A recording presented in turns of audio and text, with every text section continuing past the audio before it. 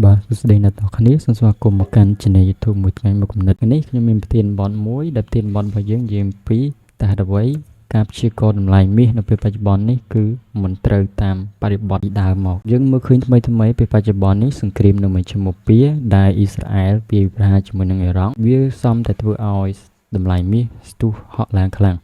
ព្រោះជាសង្គ្រាមមួយដែលប៉ះពាល់ទៅនឹងតម្លៃសេដ្ឋកិច្ចពិភពលោកមួយផ្នែកធំដែរចំណុចទី2គឺធនាគារកណ្ដាលរបស់សហរដ្ឋអាមេរិកទី3គឺអតិផរណានៅសហរដ្ឋអាមេរិក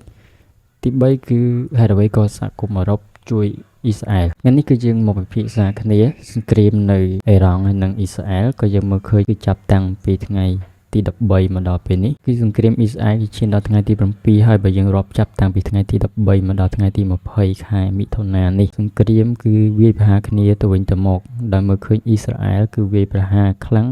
ទៅលើអ៊ីរ៉ង់ក៏ឆ្លើយតបមកវិញដោយការបាញ់មីស៊ីលរយៈចម្ងាយឆ្ងាយសង្គ្រាមគឺមិនទាន់បញ្ចប់ហើយគោលដៅរបស់អ៊ីស្រាអែលក៏យើងដឹងហើយគ្រប់គ្នាហើយគឺដើម្បីការពារអធិបតេយ្យភាពរបស់ខ្លួន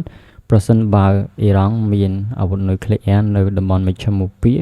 វាស្មើនឹងគម្រាមកំហែងទៅដល់អ៊ីស្រាអែលវាស្មើនឹងគម្រាមកំហែងទៅដល់សហរដ្ឋអាមេរិកវាស្មើនឹងការគម្រាមកំហែងទៅដល់ពិភពលោកឬក៏សហគមន៍អឺរ៉ុបយើងនិយាយជាពិសេសគឺតំបន់នេះគឺនៅជិតអឺរ៉ុបវាធ្វើឲ្យគ្រោះថ្នាក់នៅអឺរ៉ុបមួយទៀតយើងសង្កេតមើលឃើញថាអ៊ីស្រាអែលគឺប្រើគិញសម្ងាត់ទម្លាក់ចំគោលដៅនៅកន្លែងដែលផលិតអាវុធនុយក្លេអ៊ែរឧត្តមសេនីយ៍និងអ្នកវិទ្យាសាស្ត្ររបស់អ៊ីរ៉ង់ដើម្បីកុំឲ្យអ៊ីរ៉ង់ផលិតទៅជាអាវុធនុយក្លេអ៊ែរបាននេះជាអ្វីដែលយើងដឹងត្រួសមកពេលបច្ចុប្បន្ននេះខ្ញុំនឹងលម្អិតនៅក្នុងចំណុចទី4បន្ទាប់ថ្ងៃនេះយើងគួរឲ្យចាប់អារម្មណ៍គឺតម្លៃមាសធ្លាក់បន្ទាប់ពីធនាគារកណ្ដាលរបស់សហរដ្ឋអាមេរិកគឺរក្សានៅតម្លៃអត្រាការប្រាក់របស់ខ្លួនដដែលគឺចន្លោះពី 4.25% ដល់ 4.50% មានភាពរកាំរកូសគ្នារវាងលោកជេរ៉ូម ប៉ូវែលនិងលោកដូណាល់ត្រាំមុននឹងលោកជេរ៉ូម ប៉ូវែលបានថ្លែងសន្និដ្ឋានថាឬក៏គាត់បានលើកឡើងនៅក្នុងការប្រកាសរបស់ធនាគារកណ្ដាលរបស់សហរដ្ឋអាមេរិកគឺរក្សាអត្រាការប្រាក់ដដែលគឺមិនផ្លាស់ប្ដូរទេដែលគាត់បាននិយាយថានៅក្នុងពេលបច្ចុប្បន្ននេះអតិផរណាក៏ធ្លាក់ពី 2.8 គឺសល់ 2% ចំនួនពលរដ្ឋដែលអត់មានការងារធ្វើក៏ល្អប្រសើរដែរប៉ុន្តែអ្វីដែលគួរឲ្យកត់សម្គាល់ក្នុងការលើកឡើងរបស់លោកជេរ៉ូម ប៉ូវែលគាត់ថាសេដ្ឋកិច្ចរបស់សហរដ្ឋអាមេរិកឬក៏អតិផរណារបស់សហរដ្ឋអាមេរិកមានស្ថិរភាពល្អគឺដោយសារតែក្នុងពេលបច្ចុប្បន្ននេះគឺការដាក់ពន្ធរបស់លោកដូណាល់ត្រាំគឺស្ថិតនៅក្នុងថេរវេលានៃការចរចាដូច្នេះធនាគារកណ្ដាលរបស់សហរដ្ឋអាមេរិកគឺមិនទម្លាក់អត្រាការប្រាក់ទេដោយសារតែការចរចាទើបធ្វើឲ្យសេដ្ឋកិច្ចរបស់សហរដ្ឋអាមេរិកគឺក៏តម្លៃអតិផរណាគឺមានការធ្លាក់ចុះនេះគឺការលើកឡើងរបស់ធនាគារកណ្ដាលរបស់សហរដ្ឋអាមេរិកតែយើងងាកទៅមើលលោកដូណាល់ត្រាំវិញដែលជាអ្នកដែលដឹកនាំរដ្ឋបាលឬក៏ដឹកនាំសេដ្ឋកិច្ចរបស់សហរដ្ឋអាមេរិកវិញដែលគោលនយោបាយលោកដូណាល់ត្រាំដាក់គឺមានច្រើនលោកដូណាល់ត្រាំក៏បានឆ្លើយតបថាលោកជេរ៉ូម ប៉ូវែលនេះគឺជាមនុស្សដែលល្ងងដែលមិនព្រមទម្លាក់អត្រាការប្រាក់បើយើងមើលក្នុងឆ្នាំ2024នៅក្នុងខែកញ្ញាឆ្នាំ2024មានការទម្លាក់ក៏បន្ថយអត្រាការប្រាក់ចំនួន 50%ខែ10ខែ11ខែ12ក៏ទម្លាក់ដូចគ្នាប៉ុន្តែនៅក្នុងរជ្ជកាលរបស់លោកដូណាល់ត្រាំពេលដែលលោកដូណាល់ត្រាំឡើងកាន់ជាប្រធានាធិបតីរបស់សហរដ្ឋអាមេរិកគឺធនាគារកណ្ដាលរបស់សហរដ្ឋអាមេរិកគឺមិនទាន់មានការទម្លាក់អត្រាការប្រាក់ណាមួយទេចំពោះការព្យាករណ៍ឬក៏ទិន្នន័យដែលទទួលបានគឺសហគ្រាសនៅក្នុងស្រុកនិងអត្រាអត់ការងារធ្វើនៅក្នុងសហរដ្ឋអាមេរិកគឺមានការកើនឡើង 1.7% បើគិត6ខែដំបូងនៃការឡើងកាន់តំណែងរបស់លោកដូណាល់ត្រាំលោកដូណាល់ត្រាំគាត់បាននិយាយថាគាត់ដឹងនៅអ្វីដែលគាត់បានធ្វើដូច្នេះលោកជេរ៉ូម ប៉ូវែលគឺជាមនុស្សល្ងងមួយដែលរក្សានៅតម្លៃអត្រាការប្រាក់ចំពោះគោលដៅរបស់លោកដូណាល់ត្រាំយើងធ្លាប់ជជែកគ្នាហើយក្នុងគោលបំណងដែលលោកដូណាល់ត្រាំចង់ទម្លាក់អត្រាការប្រាក់គឺចេតនារបស់លោកដូណាល់ត្រាំគឺចង់ឲ្យសហរដ្ឋអាមេរិកគឺខ្លាចទៅជាប្រទេសដែលផលិតសកម្មនិយមដូច្នេះបើសិនបើអ្នកវិនិយោគឬក៏ធុរជនគាត់ចង់បង្រៀនមុខរបរឬក៏យកខ្ចីទៅធ្វើការជួញដូរគឺទទួលបានអត្រាការប្រាក់ទាបនឹងអាចសងត្រឡប់ទៅវិញនៅបំណុលដែលសហរដ្ឋអាមេរិកគឺជំពាក់ពិភពលោកហ្នឹងក៏ក្នុងតម្លៃអត្រាការប្រាក់ទាបដែរដូច្នេះ 4.25 និង 4.50% គឺវាខ្ពស់សម្រាប់លោកដូណាល់ត្រាំចំពោះថ្មីនេះព្រឹកមិញនេះលោកដូណាល់ត្រាំក៏បានសរសេរនៅក្នុងបណ្ដាញសង្គមរបស់គាត់ថាពលរដ្ឋអាមេរិកភាគច្រើនគឺអត់ធ្វើការទេនៅក្នុងថ្ងៃចុងសប្តាហ៍ឬក៏ថ្ងៃឈប់សម្រាកយើងអាចនិយាយយ៉ាងងាយថា ក្នុងថ្ងៃឈប់សម្រាកឬក៏ថ្ងៃសៅរ៍ថ្ងៃអាទិត្យពលរដ្ឋសហរដ្ឋអាមេរិកជាច្រើនគឺអត់ធ្វើការទេដូច្នេះម្ចាស់សហគ្រាសក្រមូលធនត្រូវការចំណាយលុយច្រើនដើម្បីទ្រទ្រង់សេដ្ឋកិច្ចរបស់ជំនួញរបស់ខ្លួនដើម្បីទ្រទ្រង់ឲ្យជំនួញទាំងអស់នេះដើរជាដូចជាលោកដូណាល់ត្រាំគឺចង់លើកទឹកចិត្តឲ្យពលរដ្ឋអាមេរិកគឺធ្វើការនៅក្នុងថ្ងៃឈប់សម្រាកដើម្បីគាំពារសេដ្ឋកិច្ចរបស់សហរដ្ឋអាមេរិកដែលយើងដឹងជាក់ស្ដែងគឺសហគមន៍អឺរ៉ុបគឺជាអ្នកដែលគ្រប់សិទ្ធិមនុស្សផ្ដល់សេរីភាពឬក៏ការជួបជុំជាមួយក្រុមគ្រួសារដូច្នេះវាអាចជារឿងមួយដែលមិនអាចទទួលយកបានទេសម្រាប់ពលរដ្ឋនៅសហរដ្ឋអាមេរិកនិងសហគមន៍អឺរ៉ុបព្រោះធម្មតាគឺគេអត់ចង់ធ្វើការច្រើនទេគេចង់មានពេលសម្រាកលំហែជាមួយនឹងជួបជុំគ្រួសារឬក៏ចំណាយពេលសម្រាប់ដើម្បីយកកម្លាំងទៅធ្វើការផ្សេងៗទៀតដូច្នេះយើងមើលឃើញថាភាពរកម្មរកូសគ្នារវាងលោកដូណាល់ត្រាំហើយនិងលោកជេរ៉ូមប៉ូវែលគឺនៅតែមានគឺលោកជេរ៉ូមប៉ូវែលគឺរក្សានៅការមិនផ្លាស់ប្ដូរតម្លៃអត្រាការប្រាក់របស់សហរដ្ឋអាមេរិកទេដោយគាត់លើកឡើងគឺជាអំណះអំណាងល្អមួយរបស់គាត់លើកឡើងថានៅពេលនេះអតិផរណាធ្លាក់ចុះសេដ្ឋកិច្ចរបស់សហរដ្ឋអាមេរិកមានភាពល្អប្រសើរជាងមុនមែននិងពលរដ្ឋអាមេរិកមានការងារធ្វើសហគមន៍នៅក្នុងស្រុកក៏មានការកើនឡើងប៉ុន្តែសេដ្ឋកិច្ចកើនឡើងនៅពេលនេះគឺដោយសារតែការចរចាពន្ធគឺពន្ធដែលលោកដូណាល់ត្រាំដាក់ទូទាំងពិភពលោកនេះគឺនៅស្ថិតនៅក្នុងភាពចរចាដូច្នេះមិនទាន់មានភាពប្រកបប្រជាណាមួយដែលអាចធានាបាននៅនិរន្តរភាពរបស់សេដ្ឋកិច្ចរបស់សហរដ្ឋអាមេរិកទេបើសិនបើស្ថានភាពទាំងអស់នេះគឺបន្ទាប់ពីការបញ្ចប់ទៅនៃវិវាទគ្នារវាងពន្ធដែលលោកដូណាល់ត្រាំដាក់ទៅលើចិនទៅលើសហគមន៍អឺរ៉ុបទៅលើអង់គ្លេសបារាំងឬក៏ពិភពលោកទាំងមូលយើងនិយាយដល់រួមរួចហើយសេដ្ឋកិច្ចរបស់សហរដ្ឋអាមេរិកមានភាពល្អប្រសើរលោកជេរ៉ូមប៉ូវែលនឹងទម្លាក់តម្លៃអត្រាការប្រាក់តែខ្ញុំលើកពីអត្ថបទមុនលោកជេរ៉ូមប៉ូវែលប្រៀបដូចជាម្ដាយលោកដូណាល់ត្រាំប្រៀបដូចជាឪពុកដែលមើលថែរក្សានៅគ្រួសាររបស់សហរដ្ឋអាមេរិកដូច្នេះលោកជេរ៉ូមប៉ូវែលគឺគាត់គិតល្អិតល្អន់ជាងលោកដូណាល់ត្រាំដោយសារតែយើងអាចនិយាយថាភាពជាស្ត្រីឬក៏ស្ត្រីមេផ្ទះគាត់គិតបានគ្រប់ជ្រុងជ្រោយជាងបរិះជាឪពុកនិយាយឲ្យរួមអញ្ចឹងយើងចូលទៅដល់ចំណុចទី3គឺអតិផរណានៅសហរដ្ឋអាមេរិកដូចយើងដឹងហើយកាលនៅខែ4កន្លងទៅសហរដ្ឋអាមេរិកគឺអតិផរណាគឺ2.8% ប៉ុន្តែមកដល់ពេលនេះគឺនៅសល់2%ដូច្នេះសេដ្ឋកិច្ចរបស់សហរដ្ឋអាមេរិកដូចអ្វីដែលលោកជេរ៉ូមប៉ូវែលបានលើកឡើងអញ្ចឹងគឺល្អប្រសើរប៉ុន្តែស្ថិតនៅក្នុងពេលដែលការចរចាពន្ធបដិការរវាងចិននិងសហរដ្ឋអាមេរិកហើយនឹងចរចាជាមួយនឹងពិភពលោកតែមិនទាន់ចាប់វិវាទពាណិជ្ជកម្មទេមិនទាន់ប្រកាសថាសហរដ្ឋអាមេរិកយកពន្ធប្រមាណ%ពីចិនយកប្រមាណ%ពីសហរដ្ឋអាមេរិកទេហើយក៏មិនប្រកាសថាពីលោកដូណាល់ត្រាំយកពន្ធពីប្រទេសផ្សេងៗនឹងប្រមាណ%ឲ្យប្រកាសប្រជាដែរដូច្នេះវាអត់ទាន់មានភាពប្រកបប្រជាណាមួយដែលអាចនិយាយថាអតិផរណានៅសហរដ្ឋអាមេរិកមាននិរន្តរភាពដែលយើងអាចមើលឃើញបានទេប៉ុន្តែលោកដូណាល់ត្រាំគាត់នៅតែអះអាងថាគ្មានទេអតិផរណាគាត់ដឹងនៅអ្វីដែលគាត់ធ្វើអ្វីគ្រប់យ៉ាងគឺដើម្បីពលរដ្ឋសហរដ្ឋអាមេរិក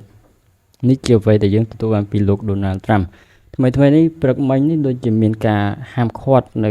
បណ្ដាញសង្គម TikTok របស់ចិនផងដែរចំណុចទី4ដែលជាចំណុចចុងបញ្ចប់នៅក្នុងអត្ថបទនេះយើងមើលឃើញថាហេតុអីក៏សហរដ្ឋអាមេរិកសហគមន៍អឺរ៉ុបភាគច្រើនពិភពលោកគាំទ្រអ៊ីស្រាអែលលើការវាយប្រហារនៅសហគមន៍នៅអ៊ីរ៉ង់យើងមើលដោយសោកប៉ុន្តែវាជាទស្សនវិជ្ជាហើយវាក៏ជាមនោគមវិជ្ជាមួយដែរដែលយើងមើលឲ្យជ្រៅបន្តិចទៅទី1ភាពមានប្រៀបរបស់អ៊ីស្រាអែលទៅលើអ៊ីរ៉ង់ខ្ញុំលើកត្រួសមាន3ចំណុចធំទី1មនោគមវិជ្ជាសាសនាទី2គឺអ្នកវិទ្យាសាស្ត្រទាំងអស់គឺកាត់ចេញអំពីអំបូរឈ្វីសឬក៏អំបូរអ៊ីស្រាអែលនេះឯងចំណុចទី3គឺគិញសម្ងាត់របស់អ៊ីស្រាអែលគឺមានជំរើសមួយគត់គឺស្លាប់ដើម្បីការពារប្រទេសរបស់ខ្លួនភ្នាក់ងារសម្ងាត់របស់អ៊ីស្រាអែលគឺភ្នាក់ងារសម្ងាត់មូសាដនិងសាបាក់មាន3ភ្នាក់ងារដែលរួមបញ្ចូលគ្នាប៉ុន្តែភ្នាក់ងារសម្ងាត់ដែលលេចធ្លោជាងគេគឺក្រុមមូសាដដែលធ្វើការសកម្មចំគោលដៅទៅលើគោលដៅធំហើយយើងមើលឃើញជាក់ស្ដែងការទម្លាក់គ្រាប់បែកទៅលើទីតាំងផលិតអាវុធនុយក្លេអ៊ែររបស់អ៊ីរ៉ង់ការសម្លាប់អគ្គមេបញ្ជាការកងទ័ពឬក៏អ្នកវិទ្យាសាស្ត្ររបស់អ៊ីរ៉ង់ក៏កាត់ចេញអំពីភ្នាក់ងារសម្ងាត់របស់អ៊ីស្រាអែលចារកម្មមូសាននេះដូចគ្នាដូច្នេះចំណុចទី1ខ្ញុំបញ្ជាក់ថាសាសនាបើយើងលើកឡើងអំពីសហគមន៍នៅបច្ឆិមបូព៌ាយើងមើលជំនឿសាសនាការបែងចែកគ្នាឬក៏សត្រូវគ្នារវាងប្រទេសអារ៉ាប់ទាំងមូលហើយនិងជនជាតិអ៊ីស្រាអែល មនោគមវិជ្ជាសាសនាគឺយើងមើលឃើញជាក់ស្ដែងពិភពលោករបស់យើងមានសាសនា4ធំៗដែលយើងប្រតិបត្តិហើយនឹងកាន់យកសាសនាទី1គឺគ្រិស្តសាសនាសាសនាទី2គឺសាសនាអ៊ីស្លាមទី3គឺ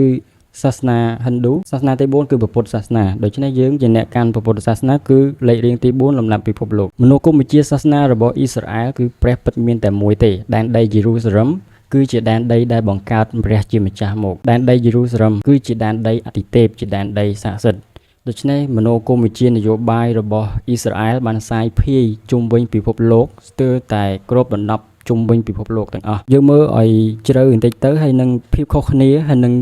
ហេតុអ្វីក៏មនោគមវិជ្ជាសាសនាអាចរក្សាឬក៏អាចផ្ដល់ឲ្យអ៊ីស្រាអែលនៅទឹកដីក្រុងយេរូសាឡឹមឬក៏ដែនដីប៉ាឡេស្ទីននៅពេលបច្ចុប្បន្ននេះបង្កើតជាប្រទេសអ៊ីស្រាអែលឡើងវិញដោយសារតែការនិទានតគ្នាឬក៏មនោគមវិជ្ជានយោបាយមនោគមវិជ្ជាសាសនាដែលបន្សល់ទុកទៅឲ្យពលរដ្ឋអ៊ីស្រាអែលម្នាក់គ្រប់គ្នាដែលស្ពាយយកទៅតាមរយៈពេល2000ឆ្នាំដើម្បីរកឱកាសបង្កើតប្រទេសឡើងវិញយើងធ្លាប់ដឹងធ្លាប់ឮច្រើនអំពីអ៊ីស្រាអែលគឺជាជនជាតិមួយដែលខុសប្លែកអំពីជនជាតិដទៃដោយសារតែគេបាត់ប្រទេសអស់រយៈពេល2000ឆ្នាំរួចហើយក៏អាចបង្កើតប្រទេសឡើងមកវិញដោយសារតែរឿងធំដែលខ្ញុំលើកឡើង3គឺទី1សាសនាទី2គឺអ្នកប្រាជ្ញទស្សនវិជ្ជាអ្នកមានមហាសេដ្ឋីគឺភាគច្រើនជាអំបូរជ្វីសទី3គឺការធ្វើចារកម្មរបស់អ្នកងារសម្ងាត់របស់អ៊ីស្រាអែលគឺក្រុមមូសាតនិងសាបាក់សហការគ្នាគឺដើម្បីការពារឬក៏ស្វែងរកឯករាជ្យឬក៏រក្សានៅអធិបតេយ្យភាពរបស់ខ្លួនខ្ញុំសរុបផ្នែក3នេះបញ្ចូលគ្នាហេតុអីក៏ធ្វើឲ្យអ៊ីស្រាអែលមានប្រៀបជាងអ៊ីរ៉ង់មនោគមវិជ្ជាសាសនាបើយើងធ្លាប់នេះពីក្មេងមកខ្ញុំធ្លាប់ចូលរួមនៅក្នុងវិហារសាសនាគ្រិស្ត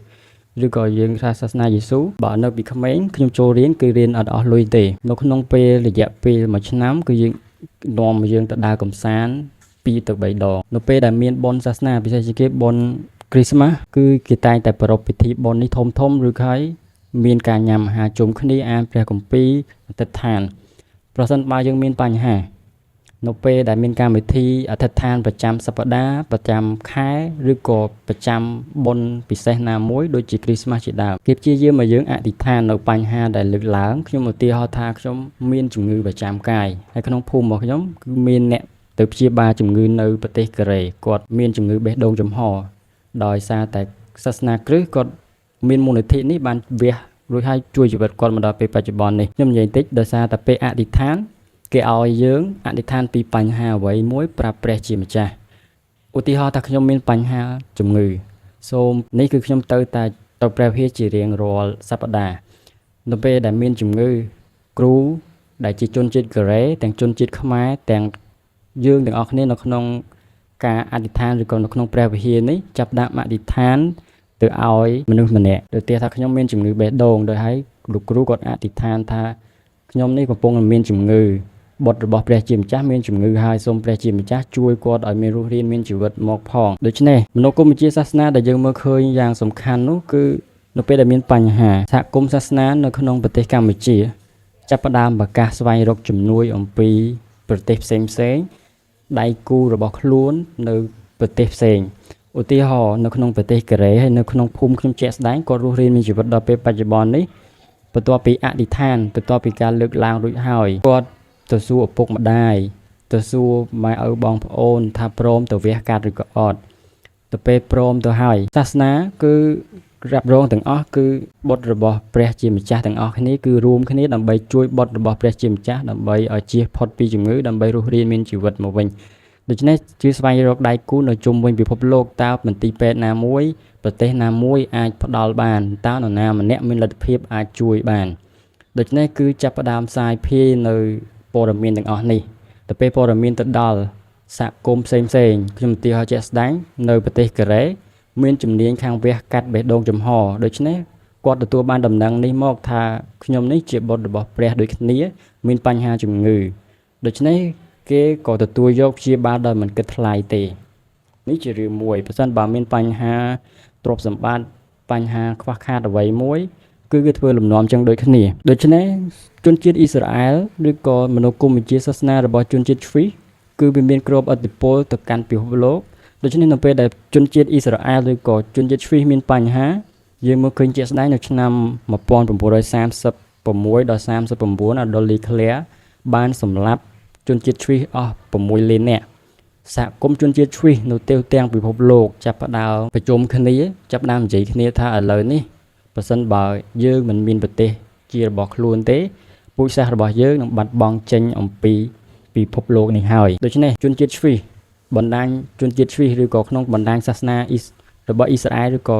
គ្រឹះសាសនានេះចាប់ផ្ដើមប្រជុំគ្នានៅទូទាំងពិភពលោកអ្នកមានចំណេះដឹងគឺចេញចំណេះដឹងអ្នកមានធនធានគឺចេញធនធានអ្នកដែលមានកម្លាំងគឺចេញកម្លាំងដូច្នេះគឺចាប់ផ្ដើមនៅសហគមន៍ជនជាតិជ្វីសចាប់ផ្ដើមប្រមូលលុយគ្នាកេណ្ឌមនុស្សកេណ្ឌកម្លាំងប្រយុទ្ធប្រឆាំងដើម្បីបង្កើតយកប្រទេសនៅវិញដូច្នេះយើងមើលឃើញជាក់ស្ដែងនៅពេលអ៊ីស្រាអែលមានបញ្ហាគឺមនោគមវិជ្ជាសាសនាគឺដើរទី1 direct តែម្ដងឲ្យតែកូនព្រះណាមួយមានបញ្ហាគឺនឹងមានអ្នកជួយហើយទី2ដោយសារតែហេតុផលរបស់សាសនានេះហើយទើបទាញឲ្យអ៊ីស្រាអែលមានលទ្ធភាពទី2ទៀតក្នុងកូនរបស់ព្រះមានចាប់តាំងពីមហាសេដ្ឋីមានទាំងអ្នកប្រាជ្ញអ្នកវិទ្យាសាស្ត្រយោធាអ្នកវិទ្យាសាស្ត្រគឺទៅស្ទើរតែគ្រប់ផ្នែកទាំងអស់សុទ្ធតែជាបុត្ររបស់ព្រះឬក៏អ្នកកាន់គ្រឹះសាសនាដូច្នេះគឺយើងមើលឃើញលទ្ធភាពតាំងអំពីគ្រូពេទ្យតូចតាចអ្នករកស៊ីតូចតាចរហូតទៅដល់មហាសេដ្ឋីទៅដល់ដុកទ័រទៅដល់អ្នកវិទ្យាសាស្ត្រកម្ពុជាគឺស្ម័គ្រចិត្តជួយអ៊ីស្រាអែលdirect តែម្ដងទី3មួយទៀតគឺភាពជាខ្លួនឯងរបស់អ៊ីស្រាអែលជនជាតិអ៊ីស្រាអែលផ្ទាល់ខ្លួនគឺលះបង់គ្រប់យ៉ាងគឺដើម្បីប្រទេសដើម្បីជនជាតិរបស់ខ្លួនដោយលោកមេតានយ៉ាហ៊ូគាត់បានលើកឡើងថាសហគមន៍អារ៉ាប់អាចទម្លាក់អាវុធពេលណាក៏បានដែរប៉ុន្តែអ៊ីស្រាអែលហ៊ានទៅទម្លាក់អាវុធគឺគ្មានអ៊ីស្រាអែលឡើងមកវិញទេដូច្នេះជាចំណុចដែលមានប្រៀបរបស់អ៊ីស្រាអែលទៅលើអ៊ីរ៉ង់តែយើងមើលអ៊ីរ៉ង់ក៏មានសហគមន៍សាសនាអ៊ីស្លាមដូចគ្នាដែរមូស្លីមនិយមដែរប៉ុន្តែអ្នកកាន់មូស្លីមនិយមគឺមិនមែនជាមហាអំណាចពិភពលោកទេយើងមើលនៅតំបន់សហគមន៍មជ្ឈិមបូព៌ាតើប្រទេសណាមួយដែលជាមហាអំណាចសេដ្ឋកិច្ចឬក៏មហាអំណាចតំបន់ធំគឺមានតែអ៊ីរ៉ង់ទេខ្លួនឯងទេដែលជាអ្នកដែលមានឥទ្ធិពលយ៉ាងខ្លាំងយ៉ាងធំប៉ុន្តែយើងមើលទៅសម្ព័ន្ធមិត្តឬក៏ដៃគូរបស់អ៊ីស្រាអែលគឺសុទ្ធតែជាប្រទេសអ្នកមានសុទ្ធតែជាមហាអំណាចយើងរាប់លេងទៅមានសហរដ្ឋអាមេរិកមានបារាំងមានអង់គ្លេសមានសហគមន៍អឺរ៉ុបទាំងមូលមានកាណាដាដូច្នេះប្រទេសទាំងអស់នេះហើយគឺសុទ្ធតែជាអ្នកមានសហគមន៍អារ៉ាប់ដែលគ្រប់គ្រងមានបកកុម្មុយនីសចិនមានរុស្ស៊ីមានប្រទេសកូរ៉េខាងជើងប្រទេសប៉ាគីស្ថានហើយសុទ្ធតែជាប្រទេសដែលមានបញ្ហាហើយនឹងជាប្រទេសដែលមិនមែនជាអ្នកដែលខ្លាំងពូកែឬក៏ជាអ្នកដឹកនាំពិភពលោកអីទេដូច្នេះគឺជាការចាញ់ប្រៀបមួយរបស់អ៊ីរ៉ង់ហើយបើសិនយើងសួរថាតើអ៊ីរ៉ង់អាចយកឈ្នះសង្គ្រាមរវាងអ៊ីស្រាអែលនិងអ៊ីរ៉ង់បានទេនេះជាគំនិតរបស់ខ្ញុំទេបើសិនបើអ៊ីរ៉ង់នៅតែបន្តធ្វើសង្គ្រាមតទៅទៀតគឺអ៊ីស្រាអែលនឹងកំចាត់និងផ្ដួលរលំរបបរបស់លោកអាឡាយ៉ាកាម៉ានីបានបើសិនជាមិនព្រមចរចាជាមួយសហរដ្ឋអាមេរិកហើយនឹងមិនព្រមចរចាជាមួយអ៊ីស្រាអែលទេរបបនយោបាយនៅអ៊ីរ៉ង់នឹងផ្លាស់ប្ដូរដូច្នេះយើងសរុបមកវិញក្នុងពេលបច្ចុប្បន្ននេះសង្គ្រាមនៅមជ្ឈិមបូព៌ាធនាគារកណ្ដាលរបស់សហរដ្ឋអាមេរិករក្សាអត្រាការប្រាក់របស់ខ្លួន 4.25% ដល់ 4.50% ដដែលអតិផរណានៅសហរដ្ឋអាមេរិកគឺមានភាពល្អប្រសើរប៉ុន្តែវាស្ថិតនៅក្នុងពេលដែលការចរចាពន្ធរវាងសហរដ្ឋអាមេរិកនិងចិននិងការចរចារវាងពិភពលោកនិងសហរដ្ឋអាមេរិកឡើយទេវាអត់ទាន់មានភាពប្រកបវិជ្ជាណាមួយទេទី3គឺការយកឈ្នះឬក៏មានប្រៀបគ្នាលើផ្នែកសេដ្ឋកិច្ចផ្នែកនយោបាយនិងផ្នែកអាវុធនិងផ្នែកចារកម្មរបស់អ៊ីស្រាអែលគឺមានភាពលើសលប់និងមានប្រៀបជាងអ៊ីរ៉ង់ឆ្ងាយមែនទែនដូច្នេះពេលបច្ចុប្បន្ននេះបើយើងមើលពីដើមមកការព្យាករណ៍តម្លៃមាសគឺនៅពេលដែលមានសង្គ្រាមពេលដែលមានវិបត្តិសេដ្ឋកិច្ចពេលដែលមានការលុយដុល្លារធ្លាក់ចុះឬក៏មានវិបត្តិឬក៏រីករាលដាលជំងឺណាមួយការបញ្ជាទិញអំពីធនាគារកណ្ដាលរបស់ប្រទេសមួយច្រើនប៉ុន្តែនៅពេលបច្ចុប្បន្ននេះគឺរឿងវារៀងឡើងមកបន្តិចទៅមានរឿងផ្សេងមកជំនួសដូច្នេះវាមិនអាចនិយាយថាវាជាស្ថានភាពដែលមិនច្បាស់លាស់នៅឡើយយើងមិនអាចនិយាយថាវាទៅជាយ៉ាងណាបានមានតែត្រៀមខ្លួនទេខ្ញុំលើកអត្ថបទច្រើនហើយនៅក្នុងពេលបច្ចុប្បន្ននេះគឺមានតែការត្រៀមខ្លួនទេទើបជារឿងដែលល្អដែលយើងអាចធ្វើបានកែប៉ុណ្ណឹងទៅយើងពិបាកសន្មត់បន្តិចសម្រាប់ពិភពលោកបច្ចុប្បន្ននេះខ្ញុំតែងតែលើកឡើងគឺដោយសារតែបច្ចេកវិទ្យាវាបូកជាមួយនឹងមនុស្សដែលគ្មានចំណេះដឹងផ្នែកហិរញ្ញវត្ថុមកលីឡំជាមួយគ្នាដូច្នេះទើបឲ្យបញ្ហាកាន់តែកើនឡើងជាងមុនហើយនឹងវាផ្ ផ្លាស់ប្ដូរហើយនឹងពិបាកស្មានជាងមុនខ្លាំងមែនទែនដូច្នេះប្រធានបទគឺមានតែប៉ុណ្ណេះទេបញ្ជាក់ថានេះជាការយកឃើញមកខ្ញុំទេប្រសិនបើខ្វះចន្លោះត្រង់ចំណុចមួយសំពៃទោសផងបាទសូមអរគុណ